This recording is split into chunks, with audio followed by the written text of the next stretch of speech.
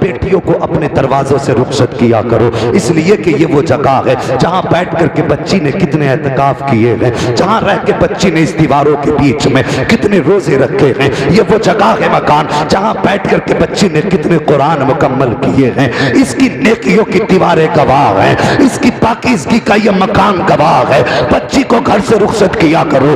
जब marriage hall से रुखसत करोगे तो 1000 लानतें लेकर के जाएगी, और जब बच्ची को घर के दरवाजे से रुखसत करोगे तो लानत लगी रब की 1000 रहमतें लेकर के जाएगी। जब तेरे घर में कदम रखेगी उधर इसका आना होगा, उधर तेरे घर पे अल्लाह की रहमत का बरसात शुरू हो जाए। सुभान अल्लाह, सुभान अल्लाह। इसलिए जरूरी है बेटियों को घर के दरवाजे से रुखसत, घर से रुखसत करने में 1000 हिकमतें हैं। पहली बात तो मेरे मुस्तफा की सुन्नत है, दूसरी बात शराफत है, तीसरी बात बेपनाह बरकतें हैं। और मुझे बताइए, अक्सर लोग करते हैं मैरिज हॉल में शादी, घर में ताले डाल दिए, ऐसा लगता है कुत्ते भौंक रहे हैं। हाँ, अगर गरीब भी है यार, उसने 4 लोगों को खिलाया है, अगर बेटी को घर से रुखसत कर रहा है, उसका घर किसी अमीर के ताजमहल से कम नहीं लगा करता है। ये बरकत होती है बेटी को घर से रुखसत करने की। लेकिन मिजाज चल गया, ट्रेंड चला हुआ इस टाइम, अमीरों के चोंचले हैं। मैरिज हॉल में सोच रहा है ना कुछ करना पड़े ना करना पड़े, वहीं जाओ खाओ, वो भी गधों की तरह खड़े होके खा रहे। कई जगह से दावतें आई, गए, जाके देखा, बैठने का ठिकाना ही नहीं था यार। इंतजाम तो बड़ी बात। क्यों ऐसा करते हो? सबका गुनाह अपने सर ले रहे हो। जितने खड़े होके खा रहे हैं सबका गुनाह खिलाने वाले को पड़ता है। बंदा अपना हिसाब तो मुश्किल से दे पाएगा, तू इलाके के ठेके लिए घूम रहा है। हाँ, सबके हिसाब कहां कहां दोगे? ये नेक काम हुआ है हाफिज हाफिज साहब ने। ये नहीं कि मौलवी अपने फायदे की कह रहे हैं। मैं नहीं कहता मुझे बुलाओ, मैं तो कहता हूं सिर्फ मस्जिद के इमाम को बुलाओ, उससे 10 मिनट नात पढ़वाओ। जो तुम मुझे दोगे या देते उलमा को, वो सिर्फ इमाम को दे दो। अल्लाह की कसम, तेरे घर में मुस्तफा की नात भी हो जाएगी, इमाम का भला भी हो जाएगा। बेशक, सुभान अल्लाह, सुभान अल्लाह, बेशक। क्या जरूरी नहीं है अच्छी नात खानी के लिए असद आएंगे तभी काम होगा, तकरीर के लिए हाशमी मियाँ आएंगे तभी जलसा होगा। यार बातें उनकी हैं, अगर 10 साल का बच्चा भी कर दे तो जिक्र तो मुस्तफा ही का होता है। मगर वजह यह है कि हम करीब के लोगों को इज्जत नहीं देते। अगर मुफ्ती हम्माद नहीं आए तो लोग आएंगे ही नहीं। ये हमारी कौम का भी तो चस्का पड़ गया। ये सुनने कम देखने ज्यादा जाती है कि पता नहीं ये कौन से आइलैंड से उतर के आया यहाँ पे कि जिसको यूट्यूब पे देखा जा रहा है। ओ भाई, मौलवी कोई भी हो, शक्ल से प्यार न कर, प्यार करना है तो मदीने वाले मुस्तफा की निस्बत से प्यार कर। सुभान अल्लाह, सुभान अल्लाह। हर वो आदमी जो हुजूर का जिक्र करता है उसे दिल में जगा दे,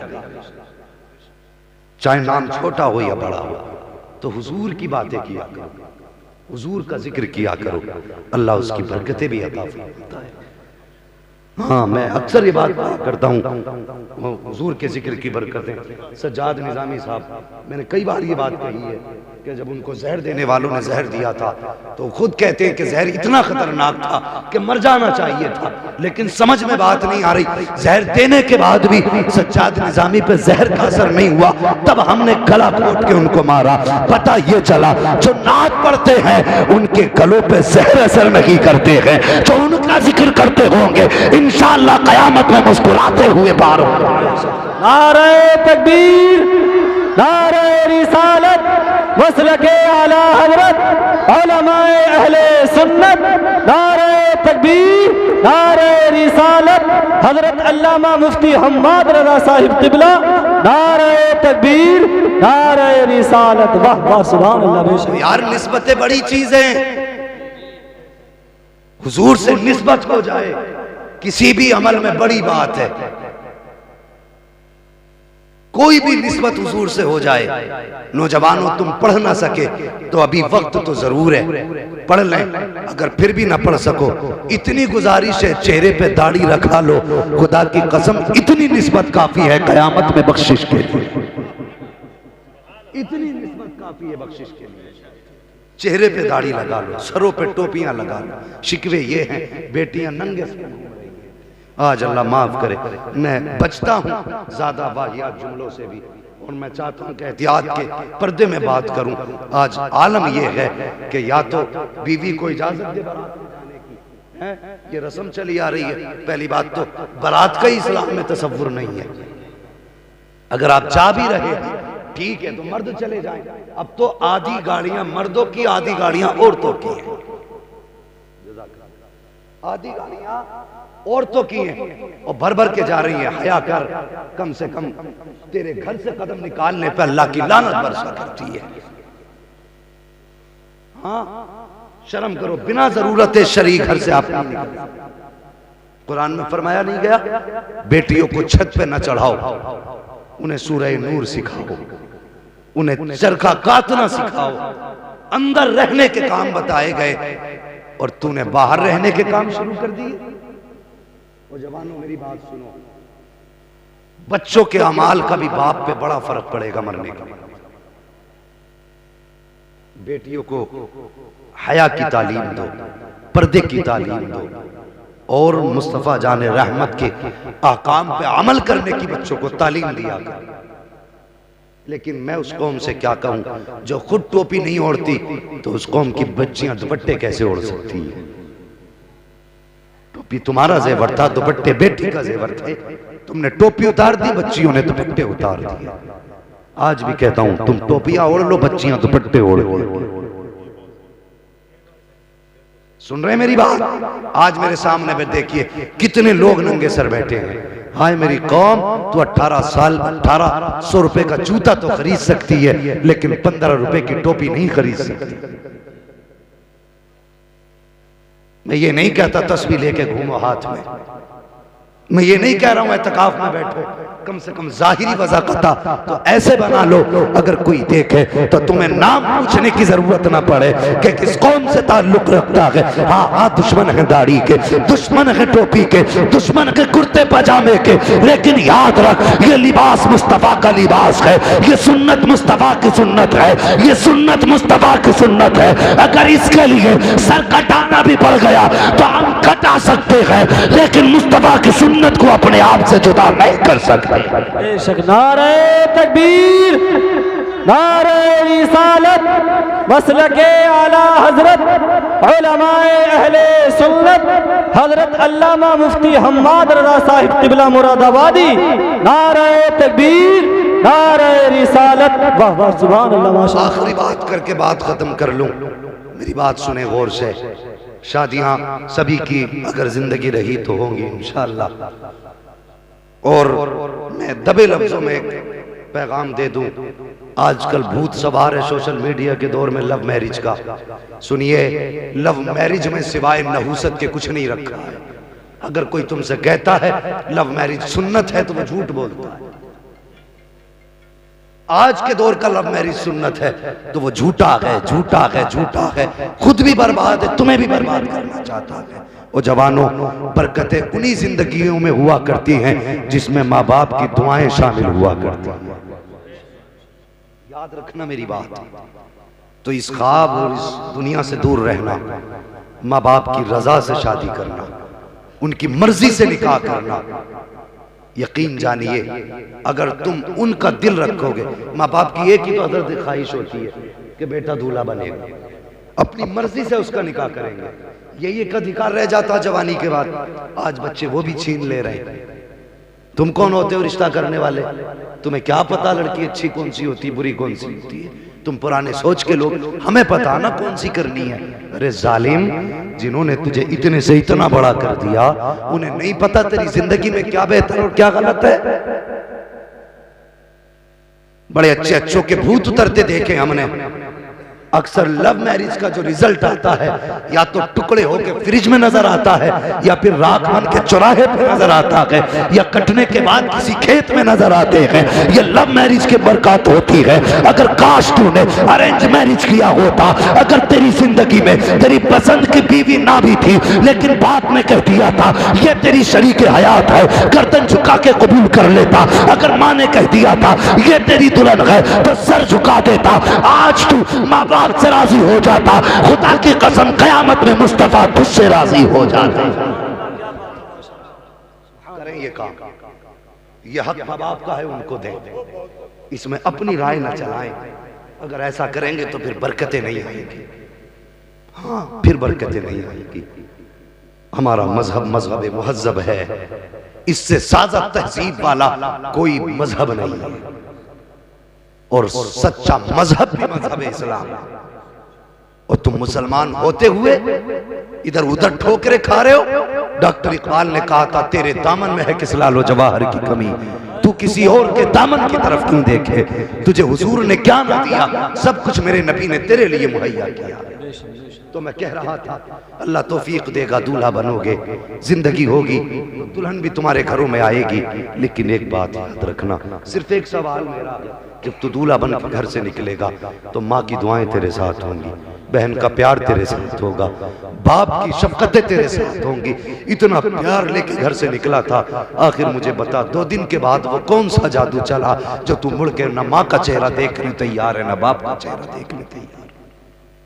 बता मुझे। ओ जवानों, जिंदा रहोगे तो ये दिन सबकी जिंदगी में आएंगे।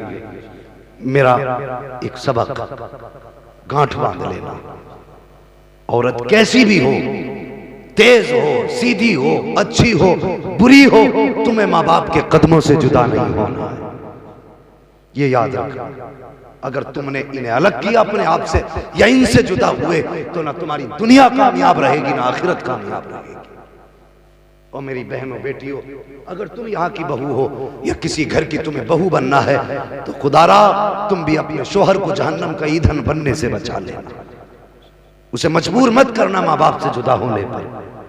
अगर चाहती हो उसके साथ जन्नत में रहो तो उससे कहना वो माँ बाप का फर्माबरदार होके रहे वो, वरना याद रखो ये रिश्ता ऐसा है, ये ऐसी खेती है जिसके बारे में कहा गया कि जैसी करनी है वैसी, सारे बोले जैसी करनी वैसी भरनी है। अभी एक जगह जलसे में गया, हजरत तो एक बड़े मियाँ आए, वो मुझे लिपट के रोने लगे जलसे के बाद।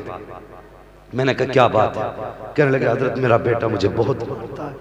ओ यार, इस उम्मत को ये दिन भी देखने थे, बाप बेटे के दर्द से इतना तंग आ गया कि वो बयान करते करते रोने लग जाए।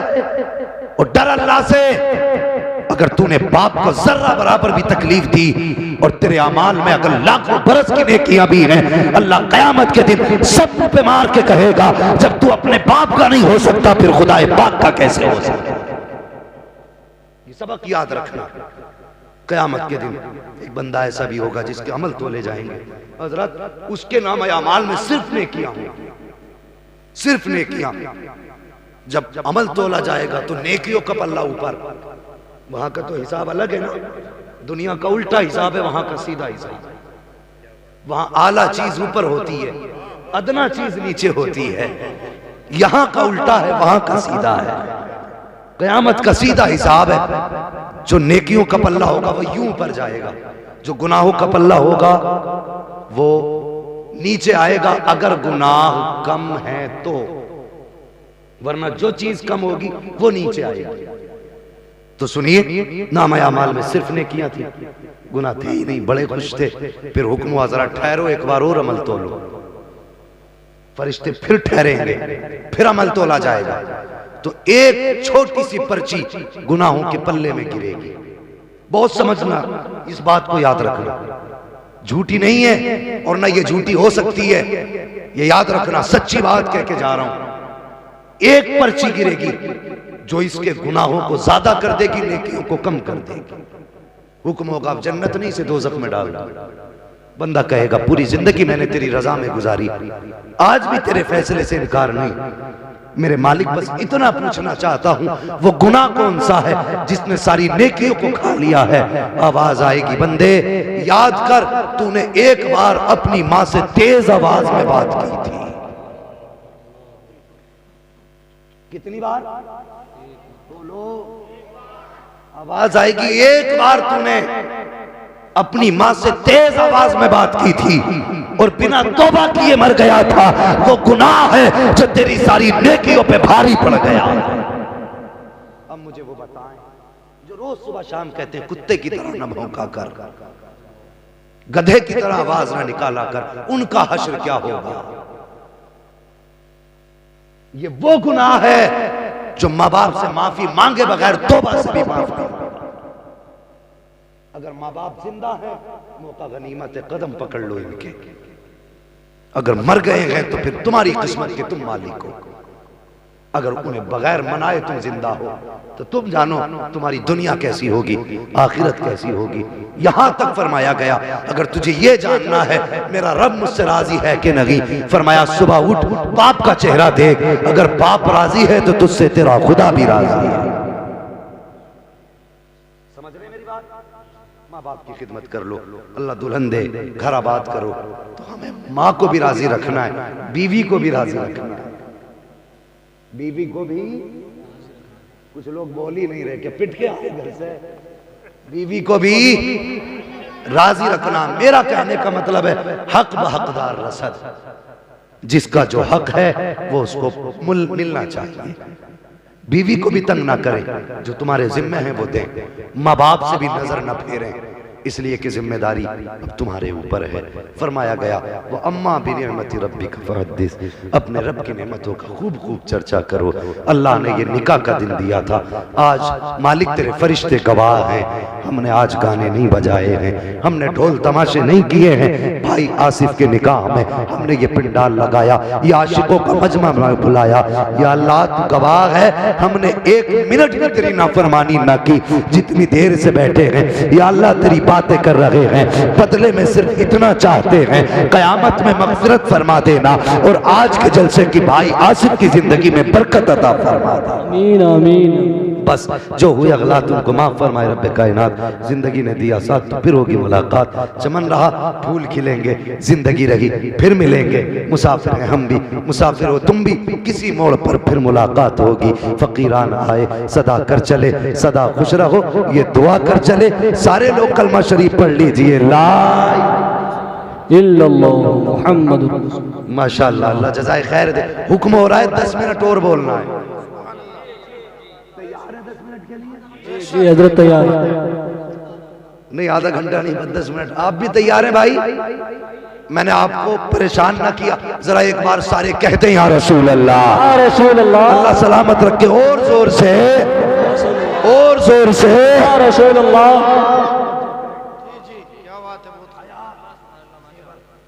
बच्चियों को तालीम दें दीन की, पर्दा सिखाएं, इसकी बरकतें आप देखें। आपकी बेटी जब पर्दे के साथ जिंदगी गुजारेगी। आज मामला क्या आसिफ भाई, सच्ची बात बता दूं, नाराज मत होना, और अगर हो भी जाओगे तो क्या बिगाड़ लोगे? परवाह इसकी नहीं है तुम राजी हो या नाराज, फिक्र इसकी है काबे वाला भी राजी हो जाए, गुंबद खजरा वाला भी राजी हो जाए, बस इसकी फिक्र है।